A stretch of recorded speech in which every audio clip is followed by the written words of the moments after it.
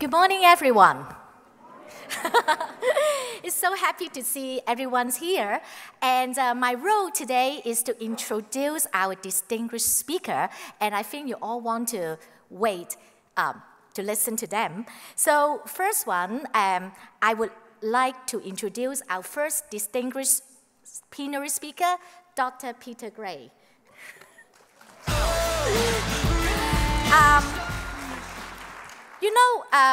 I've heard about his name for a long time, and I've seen him on the YouTube channel.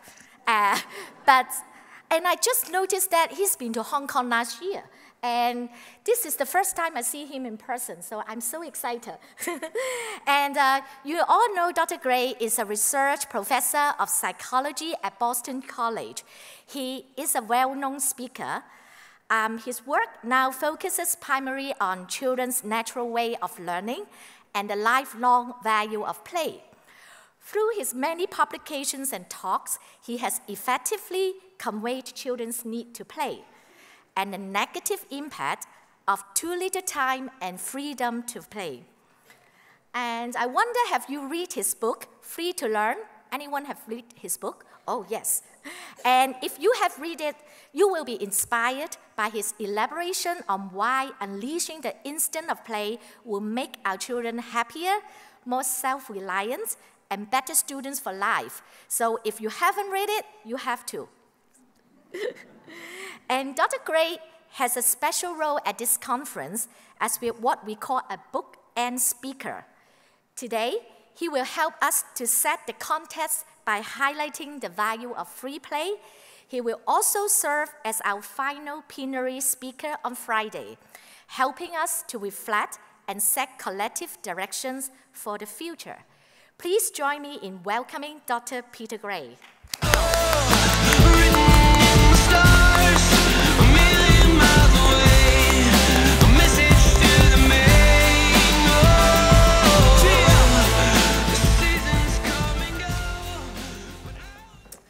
Wow, thank you. It's really delightful to be here. It's certainly an honor to me to be invited to speak here. There is a handout for this talk. It was supposed to be on the tables, but I don't see it on the tables. I'm told that it is available on the website as a PDF. If it's easy for you to get it, it might be handy for you to have in front of you because it gives an outline of what I'm going to be talking about. I've only got 20 minutes and I have a lot I want to say, so the outline will be useful. And on the back of that handout, or on the remainder of that PDF, if you download it at some point, are references. As a college professor, I always feel it's important to have references so that if you want to look up the data, the more extended arguments for the claims that I'm going to make, it's available there, and these articles you can find. So the title of my talk is The Decline of Play and Mental Health Consequences of that Decline. Play is nature's way of ensuring that children will practice the skills that they need to practice in order to live a satisfying and meaningful life. Play is also how people live a satisfying and meaningful life. And it's sad, therefore, that over the recent decades in the United States and in many other parts of the world, we have been taking away from children the opportunity to play. Children come into the world biologically designed to play, driven to play, knowing deep in their DNA that they must play in order to learn the things that cannot be taught really in any other way. They can only be learned through play. Sadly, we, in the name of education, are taking play away from children. Tragically, we are doing that. Over the past 60 years in the United States, there has been a dramatic decline in children's opportunity to play freely, especially outdoors, away from adults. This is, before I actually talk about that part of it, I should say something about I should very briefly at least say what play is. What is it that we're taking away? You know, we all kind of have a sense of what play is, but I want to define play as an activity that has the following 4 characteristics, because I think when we think about these characteristics, they right off show us what it is that children learn and practice in play. Play is activity number 1 that is self-chosen and self-directed. If there's a coach there telling you what to do, it's not play. You're not learning how to do your own things and direct your own activities if there's a coach there telling you what to do. Play is how children learn to create activities, learn to direct their activities. As soon as we put an adult in the picture, we ruin it. Second characteristic of play is that it's intrinsically motivated. You're doing it for its own sake. You're not doing it for a trophy. You're not doing it for an A on a report card. You're not doing it to increase your resume, improve your resume. You're not doing it to lose weight. You're doing it just because you want to do it. Play is how children pursue their passions. Play is how they find their passions. You know, it's kind of ironic and in a sense tragic. Every graduation speaker almost says, follow your passions. How cruel. You know, we've developed an educational system that attempts to educate by depriving children of play, and then we say at the end of it, follow your passions. Third characteristic of play is that it is always guided by rules. Play always has rules. It always has structure. There's no such thing as unstructured play. It's structured by the players themselves. Play is how children learn to structure activities. It's how they learn to control their impulses and follow rules. Isn't it interesting? Play is freely chosen. But in choosing play, children choose to put themselves in a situation in which they are not free. They now have to follow the rules of play. Interesting, we human beings are people who have to follow social rules. And it is interesting that natural selection created this strong desire to play socially in rule-based ways where you're constantly practicing following socially shared rules. It's how children learn how to be human beings. Fourth characteristic of play is it always has an element of imagination. In play, you are always in some ways stepping out of the mundane, real, concrete world and entering a fantasy world. You're entering a world of make-believe, and you're practicing imagination because you're thinking about what would have to happen in this world if this is the way the world was. Imagination underlies all higher-order human thinking. And so isn't it interesting that natural selection created this strong drive to play in imaginative ways, which is how children develop the capacity for higher-order human thinking. So this is what we've been taken away from children gradually over the past 60 years. In the United States, the decline in free play is absolutely dramatic. Howard Chudakoff, who wrote a book on the history of play in America, describes the first half of the 20th century as the golden age of play in at least the United States. He says that ever since about 1955, we adults have been gradually taking children's play away from them, gradually taking control over more and more aspects of their lives. Social scientists have documented this in a number of ways. It's hard to exactly quantify it, but all social scientists who have looked into it agree that the decline has been huge, and that's especially true if you're looking at outdoor play away from adults. We almost don't allow children to get away from adults anymore. We almost don't allow them to really create their own activities, to get into trouble and figure out how to get out of trouble without some adult there picking them up and doing it for them. And then we wonder why it is that they're not developing the kind of confidence and abilities that we think that they should be developing. I'm old enough that I've seen this change in my lifetime. In the 1950s, when I was a kid, you could walk down in any neighborhood in the United States when school wasn't in session. All the time after school, weekends all summer long, and you'd find kids outdoors playing, no adults around. Now you walk down any neighborhood, and if you see kids at all, they're wearing uniforms. They're on some kind of manicured field doing what some kind of coach is telling them to do while their parents sit on the sidelines and cheer their every move. That's not play. That does not have the characteristics of play. That is not how children learn to create activities. It's not how children learn to solve their own problems. It's not how they learn to get along with peers without some authority figure telling them how to do it. There are a lot of reasons for this decline. We could go into all sorts. I easily talk all day about the reasons for why this has happened. It's complex. There's a lot of changes in society. But the reasons probably come into at least 3 categories that I've listed on the handout. The first is the spread of societal fears. The media, the experts are always telling us about all the dangers out there, and God forbid some kid gets hurt or molested in some parts of the world, and we all hear about it.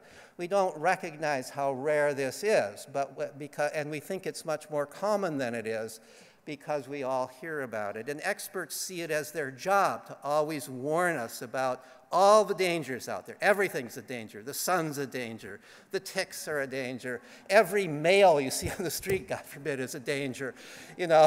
So we hear this all the time, and then it's not parents' fault. It's the whole society that is feeding into this ridiculous fear of letting kids just go out and play. That's part of it. But another part of it is the increased weight of schooling. When I was a kid, first of all, in the United States, the school year was 5 weeks shorter than it is today on average. The school day was shorter. We had recess. We had in elementary school, and this is true, 2 hours out of our 6-hour day were outdoors. We had an hour of lunch we were outdoors playing, and 2 half-hour recesses. Now there are schools, elementary schools, that don't have recess at all. We didn't have homework, not in elementary school. We had some in high school, but not in elementary school. Now kids are carrying backpacks of work to do home. And for what purpose? For what purpose are we doing this? We're depriving them of their natural way of learning, putting them through the motions of a different way of learning that doesn't really work, that increases stress. And then a third reason for the decline of play is what I call the schoolish view of child development. This is the view that children develop best when they are carefully guided and taught by adults, and that children's own activities are by and large a waste of time. This is a message that people don't generally state explicitly like that, but it is the implicit message in so much of policy, so much of advice that we are always getting from so-called experts. It's all about how parents and adults are supposed to be protecting and teaching and guiding children. It's not about how children become empowered through their own activities, away from adults. So what are the consequences of this decline of play? Over the same 60-year period that play has been declining, isn't it interesting? This is the 60-year period between the first IPA conference and now. You haven't been doing a good job. Play has been declining. Over this same 60-year period, we have seen huge increases in all sorts of mental disorders in childhood. And it's not just that we are seeing disorders that we didn't look for before, or that we're measuring them differently. Even by standard clinical questionnaires that have been given in unchanged form over the years to normative groups, there are huge increases, especially in depression and anxiety, most well documented. So for example, the Minnesota Multiphasic Personality Inventory has a scale in it that assesses depression, and there's a version of this for adolescents, which has been given since even before the 1950s. But ever since about 1955, depression has been gradually increasing, just as play has been gradually decreasing. And because it's been gradually increasing over all of that time, if you look at the cutoff point on that scale for what today would be regarded as indicative of very likely major depressive disorder, the rate of major depressive disorder among children today is somewhere between 7 and 10 times what it was in the 1950s. This has been a gradual increase. Similarly, there's a scale called Taylor's Manifest Anxiety Scale, which has also been given since the 1950s in unchangeable form, which basically is assessing what we today would call generalized anxiety disorder. There's something like a 5 to 8-fold increase in generalized anxiety disorder as assessed by that. And if you don't like questionnaire data, look at the suicide rate.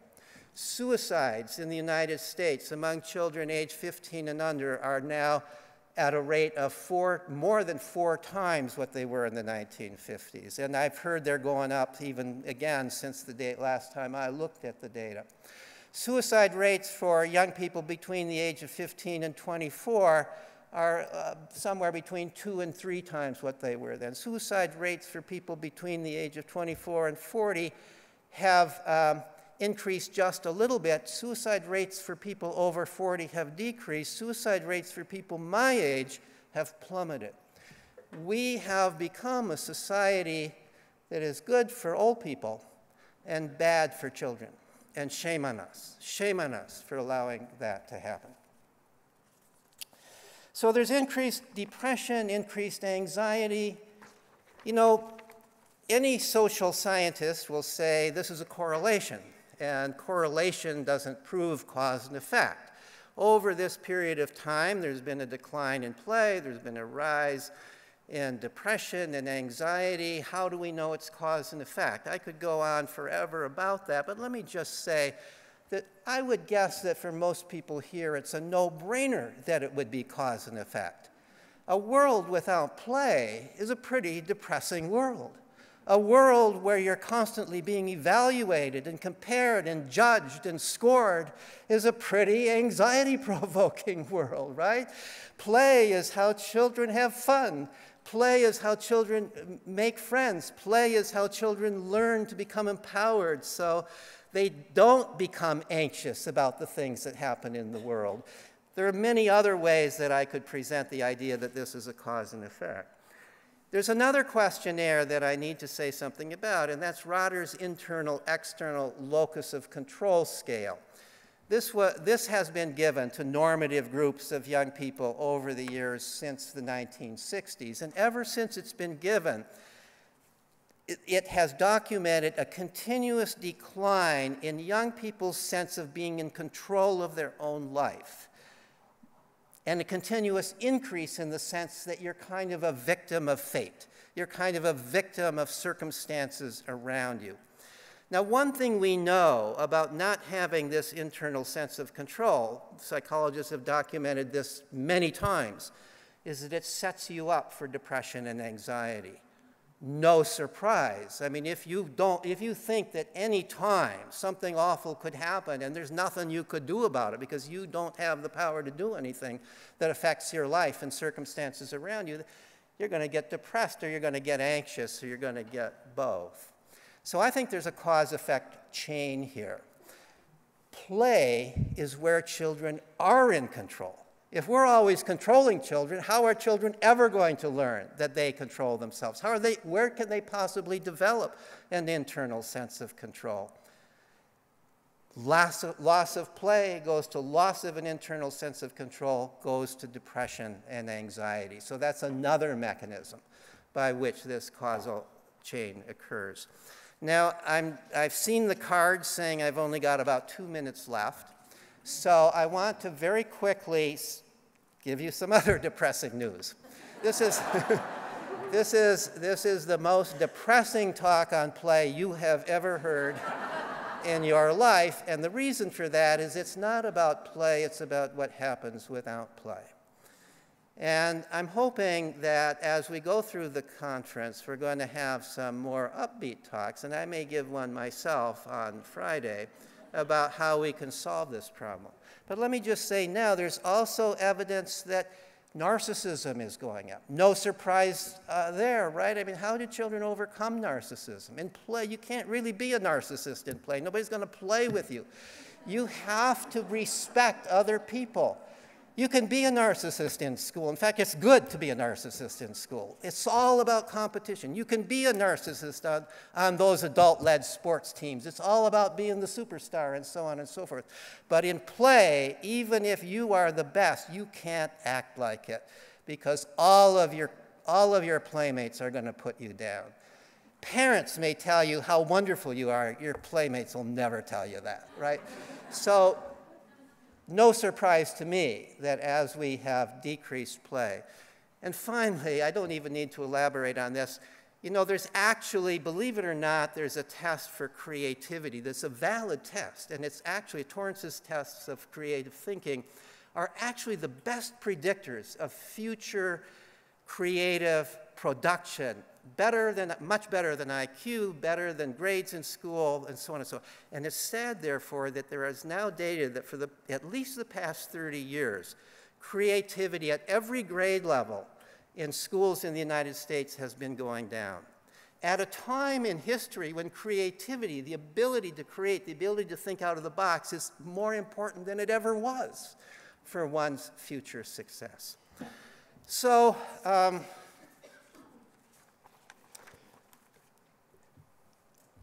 So all of this is what I have been calling play deficit disorder. And there's only one way to treat it. We can't treat it in therapists' offices. The only way we can treat it is to bring play back into the lives of children. We have to restore play. We have created an abnormal world for children to grow up in, and we have to bring it back to a normal world for children, where children can be happy and play and not be all the time subject to adult direction. Thank you very much.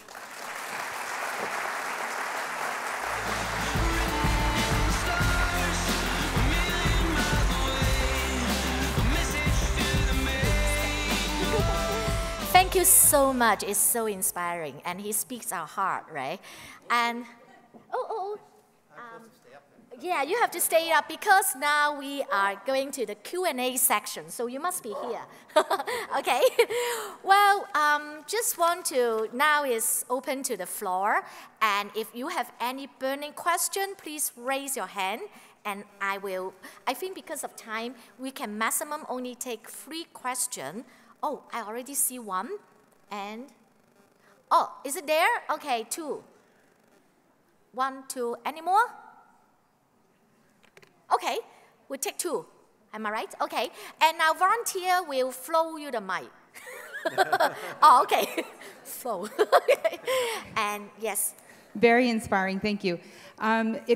For those of you who are familiar with Robert Putnam's classic Bowling Alone, as a parent of an 8-year-old, 6-year-old, and a 1-year-old, I feel like my kids are running amok alone. So how do you resolve the issue? It's an increasing spiral because there are parents left who know this and who want their kids to run amok and to play out there without adult supervision. But what do you do when they run down the street and there's no other kid left?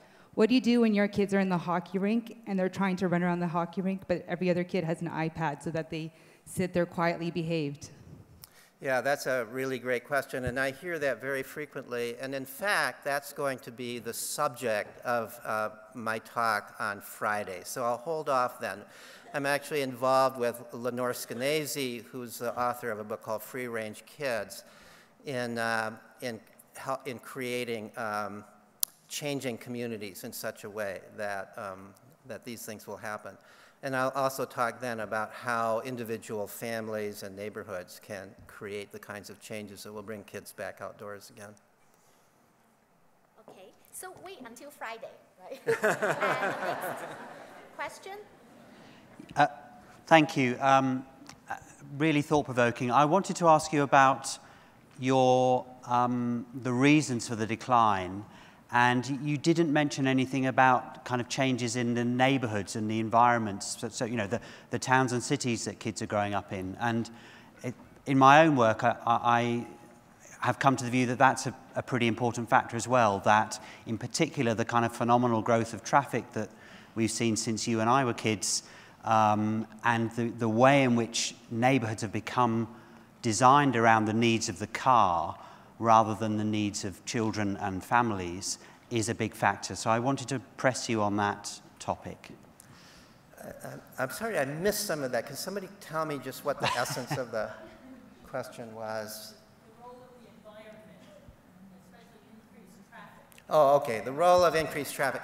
You know, the interesting thing is the studies on the decline of play show that declines are occurring everywhere. They're occurring in little villages that don't have serious traffic. They're occurring everywhere. And people used to play in traffic, you know. Kids used to play in traffic. You know, my late first wife grew up in Brooklyn, New York, and she told me regularly at 5 she could run all over the place. They played in the street, you know. It's not just in cities with traffic. There's been traffic around for a long time. You know, there's a difference between when I was a kid, I remember at the age of 4, as one of my earliest memories, my grandmother taught me about traffic.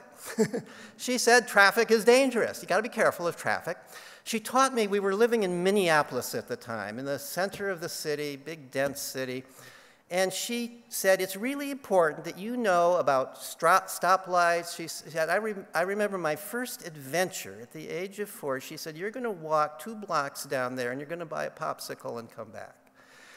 And I was a little afraid of doing it. And she said, you got to stop for lights. She told me how to do it. I did that.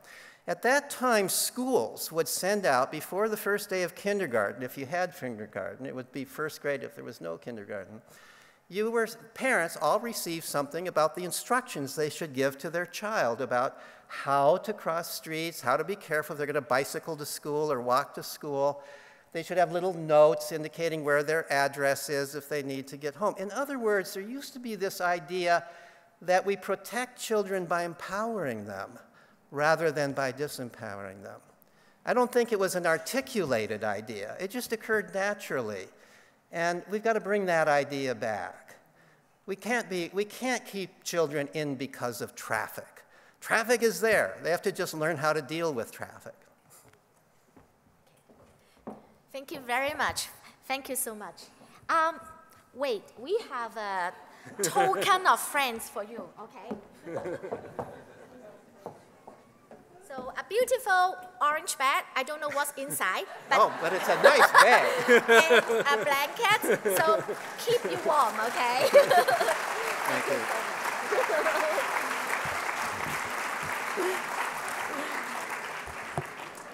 We have to keep our passion, okay? Okay, now it's time to introduce our second plenary speaker, Dr. Roger Hart.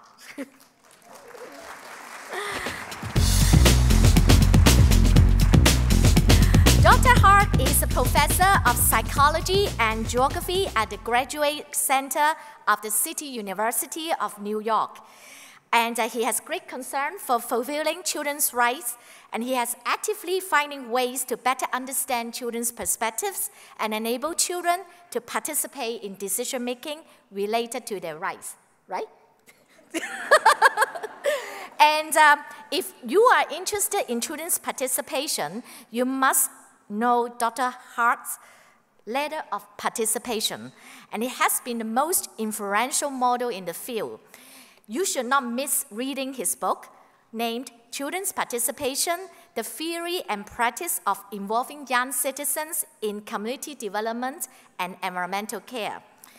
And his another seminal work is the book Children's Experience of Place, a natural history of children's lives in a New England town in 1978. Now, he is completing a comprehensive study and film on how children's play has since changed in that town. And we are now very privileged today to be among the first to hear about it today. So without further delay, please join me in welcoming Dr. Roger Hart.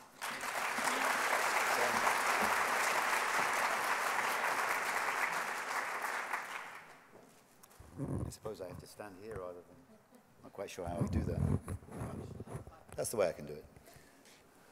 Yes, good morning. My favorite conference, IPA.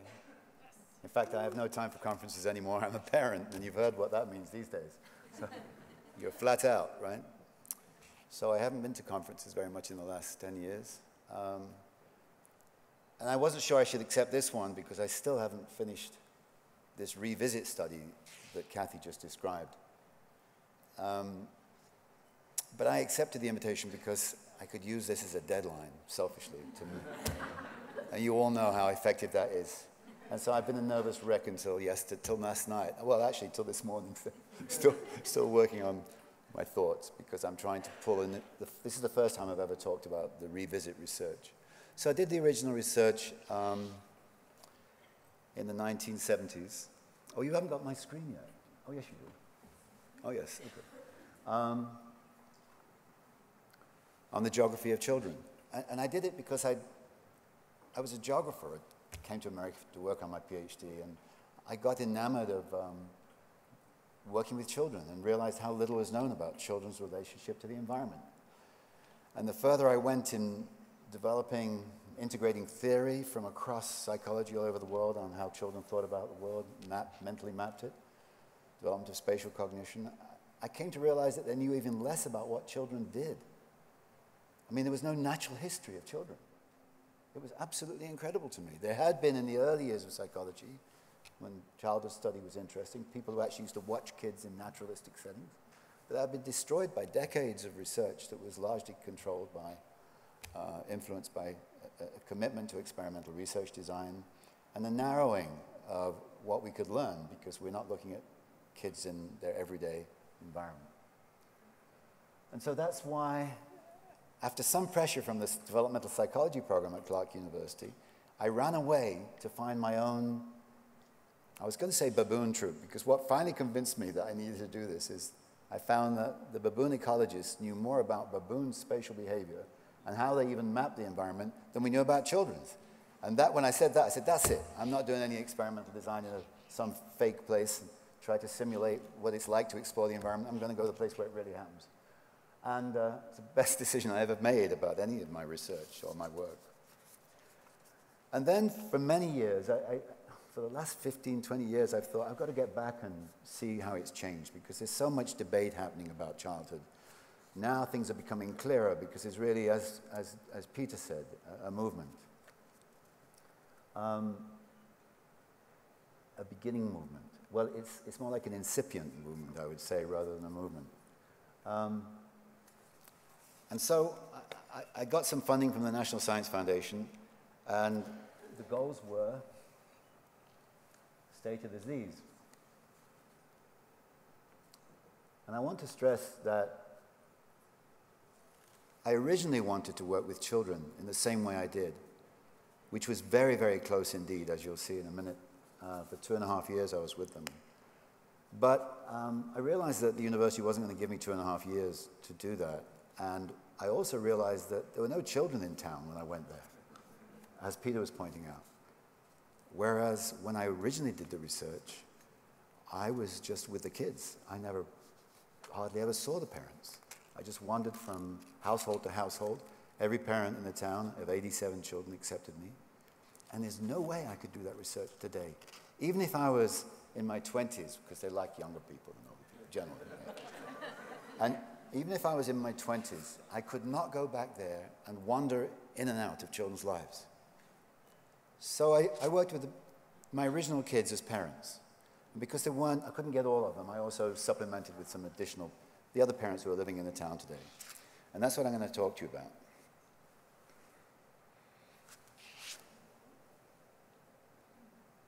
So I'm hoping that as I start to talk about it, as I am today, I'll be able to convince many others to start to do cross-generational reflection with parents in their communities.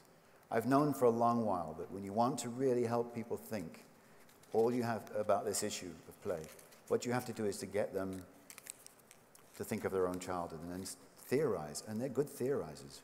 It's not just academics that theorize, all the parents do about they don't take enough time to do it, and when they love the chance to sit with me for a few hours, each of them, and to theorize.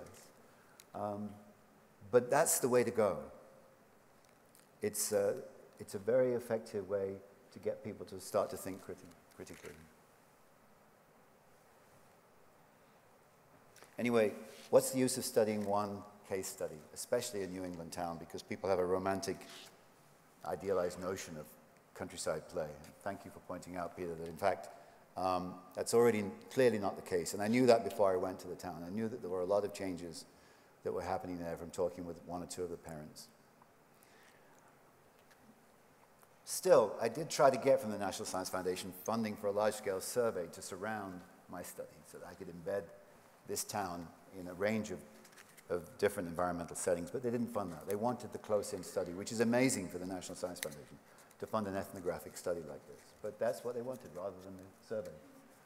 And it's the thing I most wanted to do anyway, so I was okay about that compromise. And because it's taken me 10 years to make sense of the data that I collected in 2007 and 2008, I doubt I would ever finish it if I'd also done the survey, so that's fine. Needless to say, when you ask people to reflect on their own childhood, of course, there's all kinds of criticisms you could make about that. We don't reflect any clear, objective way about our past. It's always mixed with dreams and imagination, and it's reworked all the time for various reasons related to our sense of self. Nevertheless, it's a great start. That's my answer to that. So the original study was 87 children, and I worked pretty much every day with a subsample of 24 children. And today, I've tried to find as many parents as I could, and I finally ran out of time and money, and that's what I did today. Mainly parents and their children when I could. And the way I did it was just working very, very closely with the children and not with the parents. And I regret that. I had intended to, at the end of the study, interview them all. And the reason at the end of the study is I really wanted to stress to the children that I was someone they could trust, that I was someone they could trust to even share with me the things they may not have shared with their parents. And not because I wanted to, I just wanted them to know that I was somebody who really was very interested in their perspective. And I don't know whether I was right to do that, because I haven't got any comparison with it, but it certainly worked for me. I had a very informative relationship with them and a very close one with them. So it made it very easy for me to go back 35 years later and meet with them as parents.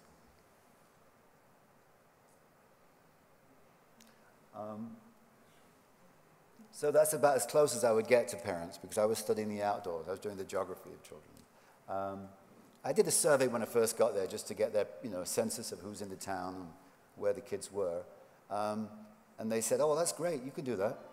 And so all 87 children were allowed, one at a time, to go off with me and show me all the places that were important to them, without exception. Imagine that today. The first family, when I got back, after I'd interviewed both parents, one of them, who was a boy who at 9 had the freedom of the whole town, 9 years of age, now his wife was not quite as free as a child. But anyway, today, when I went out with her daughter, who was 10, I think, and I said I wanted her to just show me around her relatively small range. I mean, the kids have such a small range of freedom now, free range. The mother was like 200 yards behind all the while, following her. It was bizarre. That never once happened. Anyway, I'm just, in a way, this is kind of a waste of time, perhaps, because you all know this, but I'm hoping that by showing it to you in some detail in one place, you might get some things new from this talk. So I had to find a way to get kids to focus on spaces that they used, and in the end I went with Polaroid photography, which in those days was kind of clumsy, but I found out that a 4-year-old like Timmy could do that, and so that's what I did. Anyway, to help you understand more what this was like, my wife's put together, she's making a film with me about all of this, and she's put together a rough cut of a few sequences, which we're going to show you now. And you'll see the children and their, and then you'll see them again as parents. But the first sequence begins in a place that is way, way out of sight of their home with very young children. And it's a place they regularly go, just the two of them.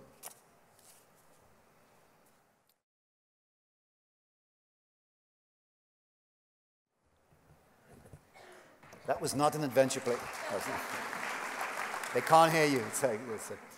That was not an adventure playground. And in fact, it was at the back of the school, and it happened really spontaneously. And once the kids found how good it was, they kept going. It must have been for about 3 months. I'd have to check my log to remember, but it was such a big hit with them all. And the teachers had the sophistication, and the school principal, thank goodness, was one who was interested in children and children's welfare and children's well-being and listening to them. They just let them be there, and no adult ever went up on that slope until we filmed. And the filming was done by John Marshall, which is beautiful. He's a brilliant cameraman. If you've read Peter's book, the chapter that's about the Bushmen and about the way play would happen in that kind of culture, he's the one who did all that filming for 40 years. And he couldn't get there to Namibia, so he came that year. There was a war, and so he came and volunteered to work with me on this, and it's been such a joy to go back and see all of the film, which I'm doing now at the Harvard Film Archives, and it's going to be great fun to try to put this together, as we've begun to do here a little bit. Can we go back to the PowerPoint, or do I just have to? Yes, I just have to tell it. Okay.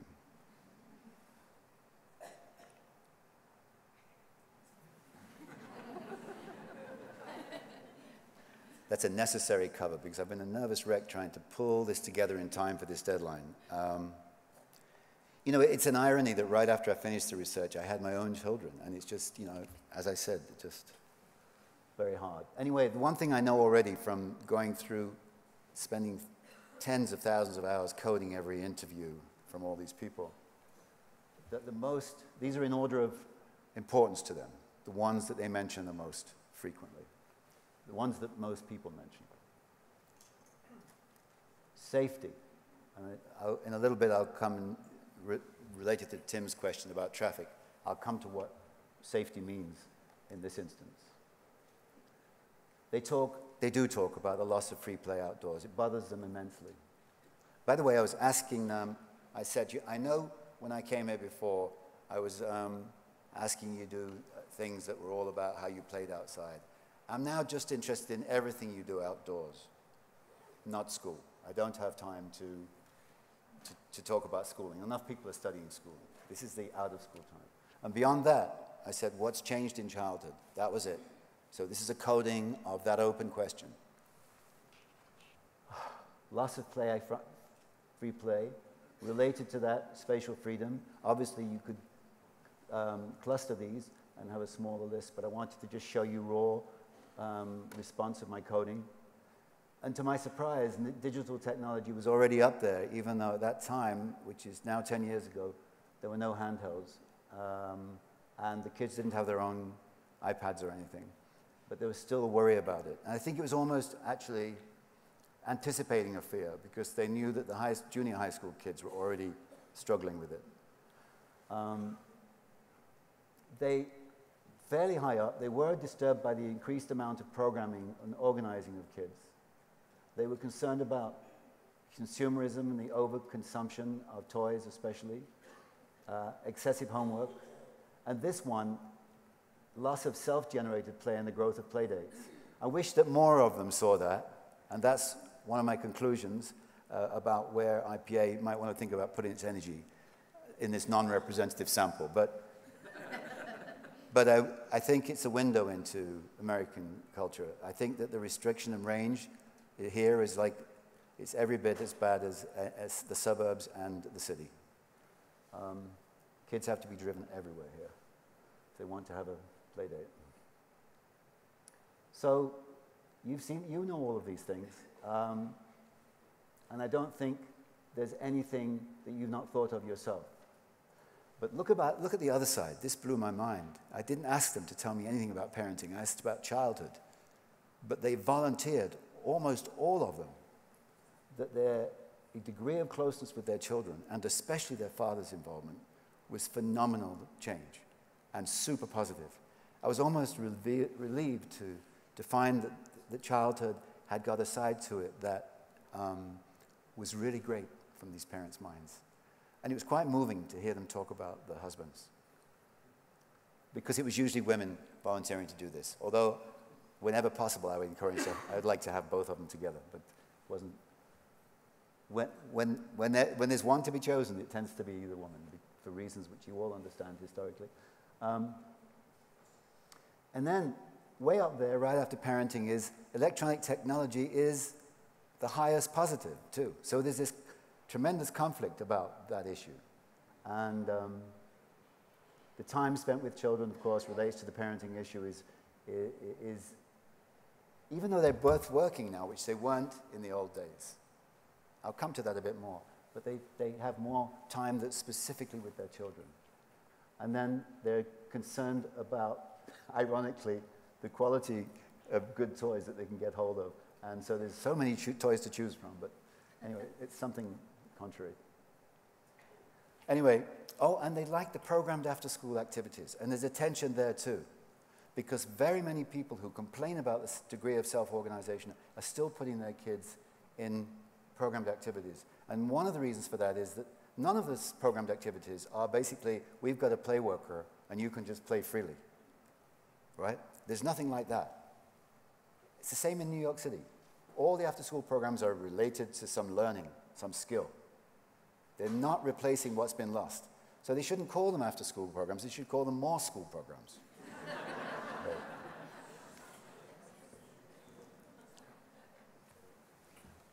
Okay, so spatial range, one of the biggest issues. We talk about it as parental restrictions, but actually I learned in the 1970s that spatial range isn't just restrictions. It's highly negotiated phenomenon.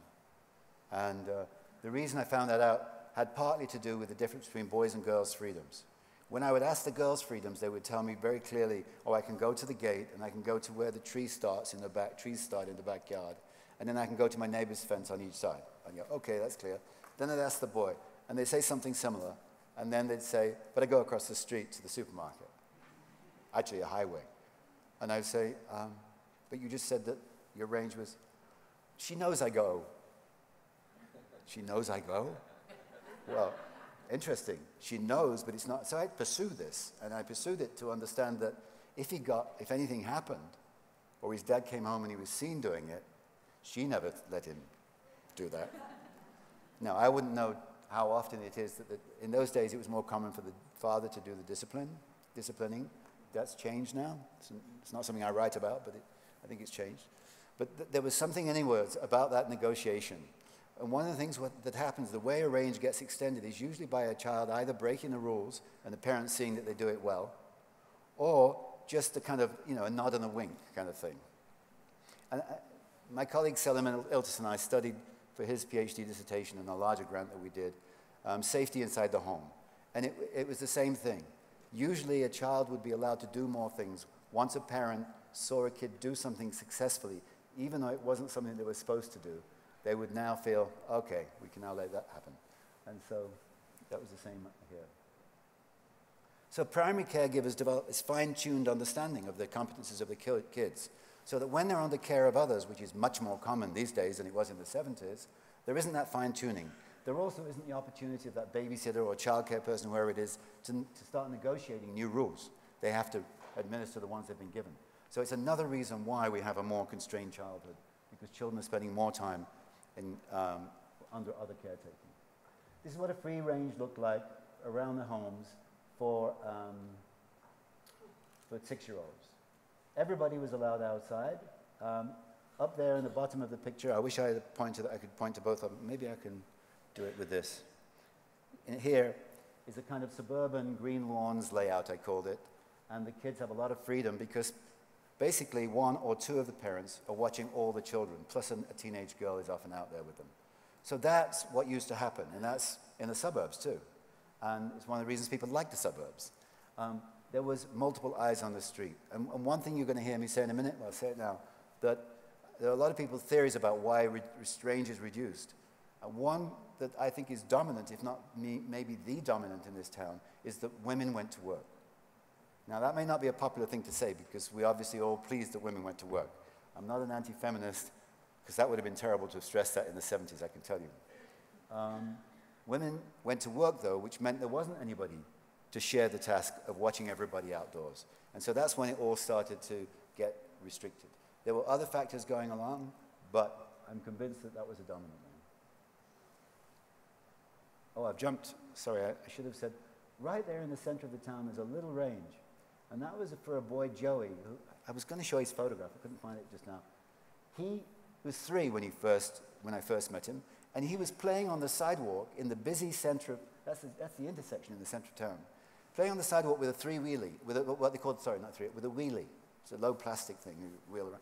And his mother would occasionally look out the kitchen window. That's how much freedom. Mind-blowing. Okay.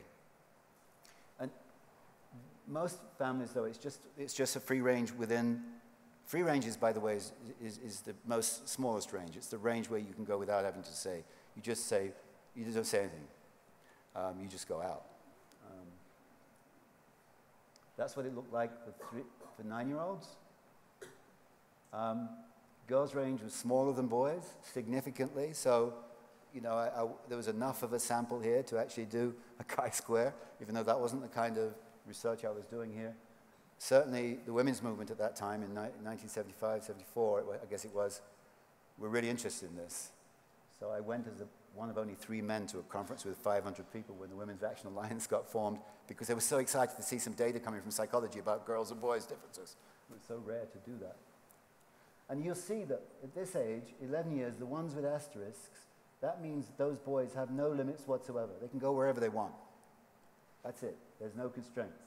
The others have very big ranges, including crossing an extremely busy highway. Now, let me just look back, because I didn't tell you, for those age groups, what it looks like today. So, there are not as many children in the town, which is frustrating to me, partly because people only have 1 child, or at the most 2 children now.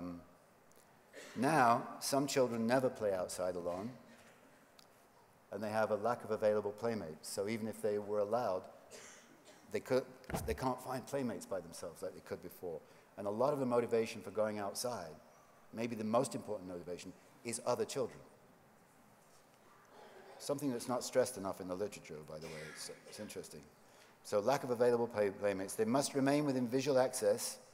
No longer is shouting enough. It used to be that shouting and visual access was what was required. If they do go out, and it's got to be visual, it's got to be constant, and invariably it's the mother or the father going out with them, rather than doing it from the kitchen window.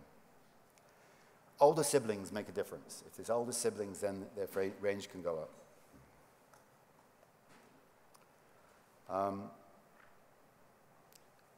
By the time they're 9, the range is not very different from 6-year-olds today. If they want to go anywhere else, they have to use a walkie-talkie. No longer a walkie-talkie. Cell phone now, but when I did it 10 years ago, it was a walkie-talkie.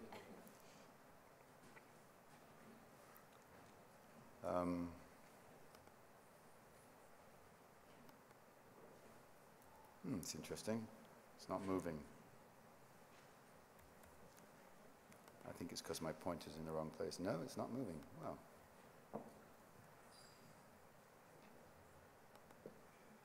Okay, I've got it.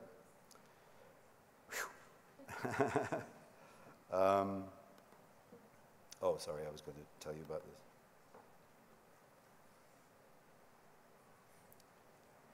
Now,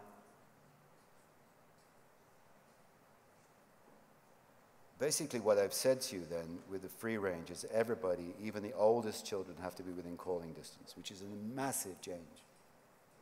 And anybody who doubts that the major factor is parent restrictions now doesn't get it. This map just shows you, I did this because it's interesting how when the child moves house, their range shrinks. But I wanted also to show you that the dark range is the free range, and the dotted line is the range with permission, which isn't an area, it's points. It's places that they can go to. And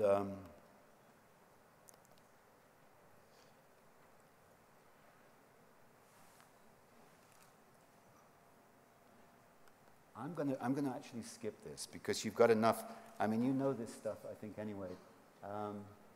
The reasons why they've gone inside, well, it's complex, and I don't like the tendency for people to blame one thing or another. I mean, ever since we had the Erosion of Childhood book, we've had this, that was television then that was causing all the problem, erosion of childhood. Now it's digital technology. I mean, there are, as Tim said, traffic is definitely a factor, increased traffic. But putting these all together and say which of them is most important is impossible. Nobody could ever do that. I do think I could gain some insight on whether the mother issue was important because the parents, many of them, say the changes really happened in the 80s. You weren't here, Roger, but that's when all the mums, by then the mums were all at work, and it was felt different. So that's the perceptions of some of the parents. But I have no proof of that, but maybe that's something we could do. Look at the time activity studies that you probably read if you've read Peter's book. There's a lot of time, there's not been many spatial studies like mine. Robin Moore has done work like that, but not too many others. But there's been hundreds of activity studies, and so they should tell us something about the issue of how it coincides with mothers going to work. So there's the ones that are, and this one's interesting. The stigma of being seen on the street without the accompaniment of adults is now bad parenting. That wasn't true in the 70s at all. The kids were all over the streets. So, you know, so that's self-perpetuating, isn't it?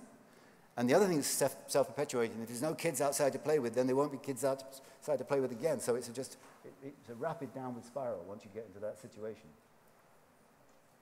What I would have shown you on the slides, actually, it's important, is that the kids used to have within their free range, not just their extended range, in their regular, without asking permission, many of the kids had at least neighbors' houses within their range. So they could go to neighbors' houses. But many others who had, like that Green Lawns Hill, could actually form a whole gang, like the gang you saw in the picture when I introduced it. That was the Green Lawns Hill gang. And they could do that without any parents speaking to them. The parents would just say, I wonder where John is. And then she'd open the door and look out and shout him if she could find him. Sometimes she might have to shout very loud because they actually were going out of sight on that hill. Out of sight. Free range. So, the big fears: strangers, kidnapping, sexual abuse. Traffic comes next, Tim, but I was trying to stress that this is, in this particular town, there is a major highway. It's been turned into a massive major highway in the state. And so they do have a big problem with traffic. But the side streets are not so disturbing to the families. And in fact, when there's a cul-de-sac on the end, or it's short with a couple of houses, the kids will have quite a significant range today. That's the one place where they do have a good range. Not just because of traffic, but because they feel they know if a stranger's coming down in a vehicle. So it's like the Woonherf concept in planning in the Netherlands. Anyway, the retreat into the privacy of the home which has happened is not a new thing. It's important for us to remember that historically. But what's interesting is that it seems to be reversing a little bit now. Parents are realizing that there's opportunities to socially mix with kids, to invent their play with one another, are going. So they're wanting their kids, even in preschool, to go to a preschool and not be at home in play. I'm skipping because my time's going. Did I have a 5 yet? Oh, that's good. I want to add a more speculative thought about the impacts of reduced spatial range beyond the obvious. The obvious are erosion of outdoor play, loss of children's access to playmates and self-generated play with peers, a reduction in opportunities for serendipitous engagements. And this is one thing that's really interesting with the environment, is that when kids are outdoors, there's all kinds of stimuli for them to do different things that, in a way that isn't with the indoors and the manufactured toys. It's also always true, and I find this fascinating, that when kids are outdoors, they sense it as their space. The ability to be shouting, the noise, to run freely, it's no longer adult space. So another way that adults have been implicated more in children's lives is just by the fact that they're hardly ever outdoors, which was their space. They're now back in the house. A further erosion of that that's been going on for a long while. So the home is now truly the socializing agent.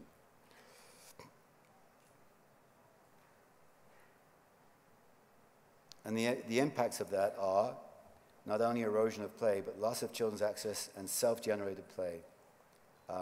And finally, adult guidance, a greater amount of adult guidance. And one other thing I would say that's gone is that, and it's just a feeling I have from when I saw how important it was in the 70s.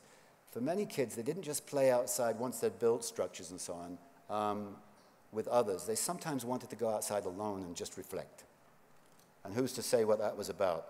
But I think the opportunity for privacy and reflection is important in human beings, and being able to go outside is a way to get that.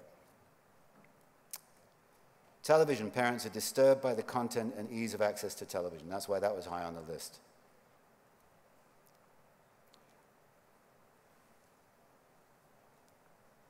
Digital technology, as I've said, deeply conflicted. In one way, it's good that this change happened. One of the women phoned me up and said, you need to come back to the town. 2 years ago, she said this. We've got iPods now in 5th and 6th grade, and the younger ones are starting to use it. We don't know what to do. The parents were really flipping. So they did actually manage to work out some workshops with state support about how to deal with it. But I immediately realized, I wished I'd realized it immediately. I would have run up there and started working. But I realized a little while afterwards that this is the way I could perhaps not be so embarrassed about finishing this book. I felt so anxious about the book. It was like now 8 years after I'd collected the data. So I had a 35-year gap and then another 8 years. Well, the fact is that childhood, the construction of childhood never stays the same. It's changing all the while. So now I'm going to have my last chapter of the book and the film be about the digital technology, which is what's hitting the town now and is very disturbing for some parents. So self-organized games, the loss of that we've talked about, and the siblings' role in extending children's range is really important. It gives the parents much greater confidence. In the town, there's one family with triplets, and the other kids love to go to their house to play with them because they know they're going to get much greater freedom to explore the town because they've got this wonderful play date family.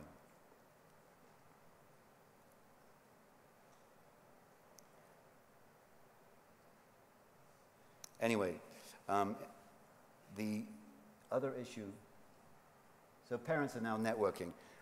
There's a whole book somebody should write. I mean, I could have just dropped this and just said, I'm going to write a book about play dates because one of the things that's disturbing beyond what, I mean, Peter gave such a thorough, I shouldn't be going short of time because he did such a good job on the theory for all of this, but there are other aspects of play dates that are disturbing, and that is the degree to which parents can start to segregate children by selecting them according to age, gender, behavior, perception of their families, inappropriateness. I can't say race and ethnicity because this town is 98% white. But you get the idea that this is a new kind of control. Kids can no longer easily make their own friends. One of the things I learned very early on that I wished I'd known at the very beginning when I started to work with their children was if I said to them, the best question I could ask them is, tell me about the times when nobody's watching you. And they were straight, nobody had ever asked them before, but they got it right away. Oh, well, it's before the football practice when we're all just playing, the parents are drinking their coffee, and we all just run around and play water pistols and stuff. It's great. Oh, and what other times? Oh, after the football match, many of them stayed. Okay, what else? Well, where nobody's watching us? Oh, the school bus. No, not anymore, because last week they put a video camera in the school bus. So. What an unbelievable question. I mean, shouldn't have to be that way, should it? I am going to, so there's a lot in here about parenting involvement, but because I've never talked about this before, I knew that I had too much stuff, but I just couldn't take it out. I didn't know how to do that fairly. We can talk about that later, any of you are interested about fathers and everything. So the places that have been lost in the town are places for adventure and physical challenge, because places are an indicator of this loss of how play is different. They just don't have access to the diversity and challenge. You know, this boy, for some reason it's only showing a zoom in on the photograph.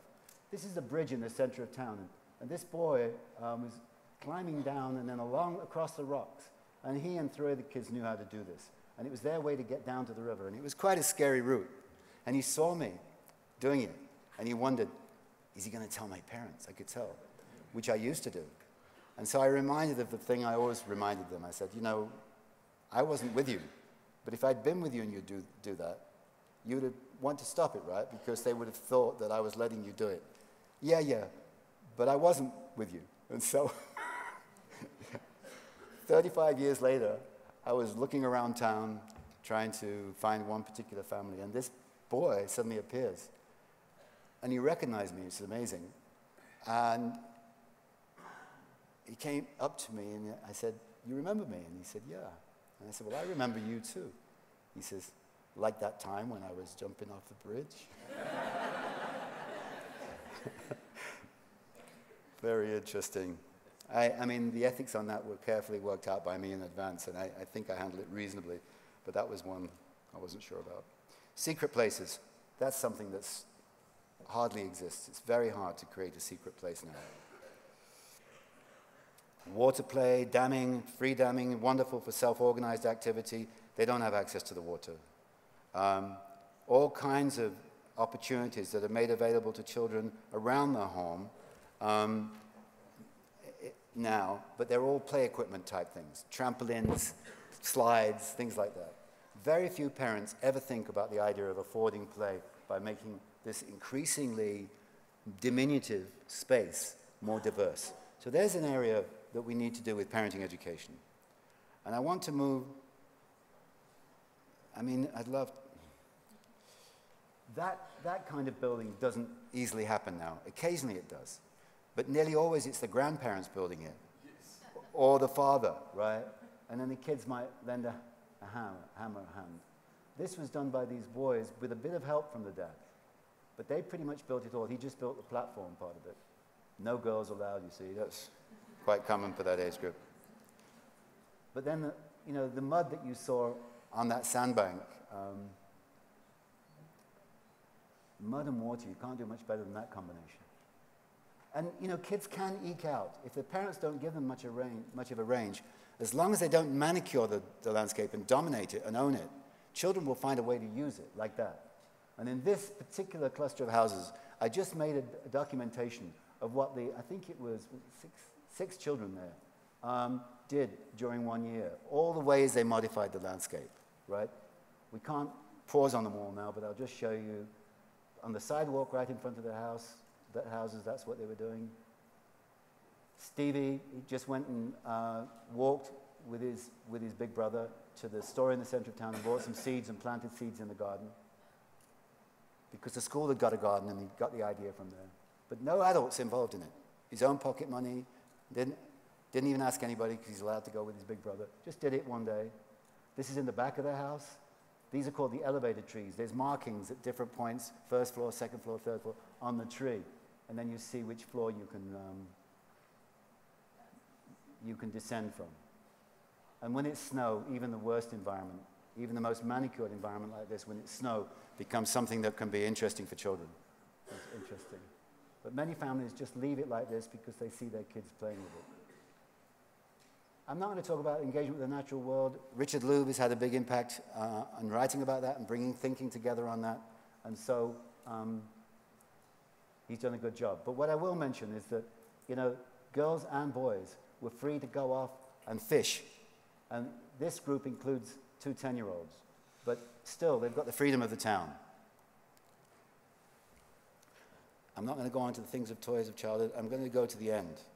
Oh, parents do try to resist all of these changes in the way they plan and design the home, collaborate with each other for events. But I wanted to just run to the conclusion because Janet's going to throttle me if I don't. So I think there's an important role for IPA in doing what many of you already do. I mean, Kathy, I know, has in Hong Kong IPA, a parent training program.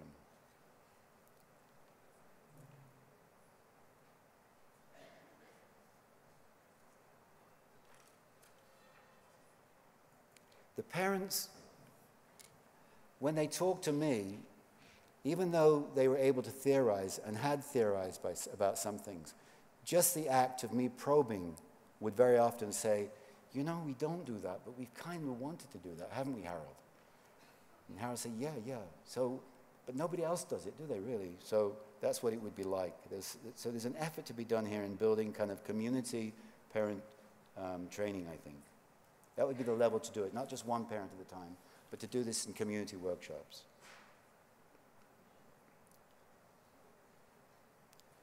And these are the settings we should really be working with as well, not just parents, but institutional settings, residential settings.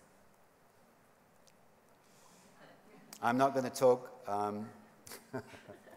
sorry. Yeah. See, Peter, I thought I can at least skip that one. Residential space planning, I know there's a number of people here. Bob Yates is working in that area. I went and did a workshop with him last year in Vancouver, and I know Tim is concerned about that, and I think there's other people here who will be talking about that. But it's the area that I do most of my work in. Intergenerational research and planning is something that I really believe in for doing that work when I'm working with communities, bringing ages together to think about the space in their community. Now, this is my most important slide. I hope this isn't too presumptuous of me, but I just feel that because of what I've heard from the parents, they need somebody other than educators telling them what should be happening with children's time. Because what's happened to the field of education is so impacted by neoliberal thinking that all the way down the line, because that's the idea, right? Okay, so it started with Margaret Thatcher and Ronald Reagan, but all the way down the line, school principals are competing with school principals for the best test scores. Teachers are competing with teachers for the best scores. Children are competing with each other. And parents are freaked out at the bottom being told if you don't do homework every night with your kids, they'll never get to college. I mean, the whole thing is insane, right? Meanwhile, many schools, like my own kid's school, has no recess. So there's lots of work to be done in schools. But I think that if parents were more convinced about this stuff, they would be onto the schools about this. It's outrageous. We've tried to organize about the recess thing and made a fair amount of success, but it's really an uphill struggle. So I think we need to massively increase the play work profession, massively. I hear that the UK is actually declining numbers under the Conservative government, but that has to change. And they are in a position to not only be the advocates for this kind of stuff in communities and running workshops, but they can actually train, I think, some of the skills. Parents can't be play workers exactly the same, but there are so many principles of play work. Not many parents know that when they start to play with a child, that simple intervention destroys very often the kind of in-process planning with one another and even with one's own mind. They don't know that. They think they're helping and they want to help. So they need people who tell them that isn't helping. You've got to find a way so that play workers can set up the affordances in the environment, can encourage parents to think like that, to be alongside, to maybe sometimes do something different from what the child is doing so that they can then learn from that through imitation. All the things that play workers know, parents don't know because they're getting the education thing all the time and they're not getting you. I could have said that in 5 minutes, Janet, and then you would not have been upset with me. That's the only message I really have today. And also, if I'd had more time, the other major message would be about self-governance. For some reason, most parents don't get that there's real value for children being able to plan things together, to work together. And I really appreciate that Peter was the person who spoke before me because he did such a good job in laying all of that out. Thank you very much. Oh, Roger, you have to stay. Roger. Yes, don't go down yet. Thank you so much for the sharing, the research findings and the analysis. There's a lot of insight. And I have to ask Janet, can we still take questions? One question. Any burning question now? Mike. Oh, so many. Okay. Oh, he's going to be on. Which one go first? We have two. Okay. It'll be a devastating question. Okay. Mike? Microphone for Mike. Mic to mic. See, this is a flowing mic, okay? Wow, Wow. that's great. Does it work? Yeah. No? It doesn't work? You try. Maybe you press it? Hello? Yes. Oh, wow. I want one of those. Roger, I just find it absolutely fascinating. I'm intrigued. I'm intrigued at the community that you find yourself working in, because from a Welsh perspective, we've identified the loss of space, the loss of time, and the loss of permission. And you touched on parents giving permission, but I'd be interested to know whether or not the parents were aware of the wider impact of the state, of society, and the withdrawal of societal permission for parents to actually allow their children outside. And whether or not you actually picked that up from them. Absolutely. So I didn't talk about how these local practices are linked to these global forces, except at the end when I referred to neoliberalism in schools. I mean, another common area that the social theorists of childhood like to talk about is the erosion of public space. That's not an issue in this town. Very interesting, because they didn't have public space. They didn't need official public space. They had a ball field in the center of town, which kids all went to when they wanted the big game. But they did ball fields on pickup games on each other's lawns. There are no pickup games. There are no pickup games in the town anymore. There might be two kids, well, sometimes immediate neighbors, kick a ball with each other, but a game, no. So public space wasn't so crucial in this town. It is in other places where there's been an erosion in not just parks and playgrounds, but other recreational facilities, and a replacement with private provision, which is obviously limited to people who can afford it, but it also tends to be around the range of things that parents think are educational. So, yeah, there are massive forces that are affecting all of this. And I was surprised that,